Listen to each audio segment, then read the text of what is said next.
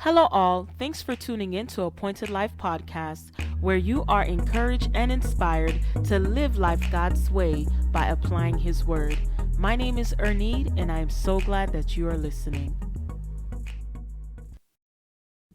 So today I want to encourage you to not give up. The Bible says in Galatians 6, verse 9, let's not become discouraged in doing good, for in due time we will reap, if we do not become weary. When God has placed something in your hand, it is to see the fullness of it to the end. Oftentimes, as believers, we become discouraged because we are not seeing the fruit of our labor. But you cannot give up now. You have come too far to quit. You have come too far to throw in the towel. I am encouraging you today to not give up. See, I wear glasses, and if it wasn't for glasses, I would not be able to function in the world today. If Salvino Diamarte gave up on the idea of creating spectacle lenses, more than half of the population would not have been able to function today. And if others, such as Ben Franklin, did not come after him to expand this invention, it would be difficult for people needing to see up close to read. I'm using this analogy to show you that you do not know when the work of your hands will affect an individual.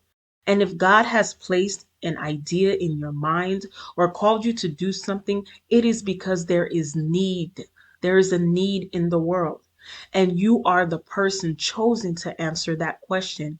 You are the person chosen to be a solution to that problem. Just because you are not seeing the fruit of your labor right now does not eliminate the fact that harvest time is approaching. Keep going, keep working, follow God's leading and direction.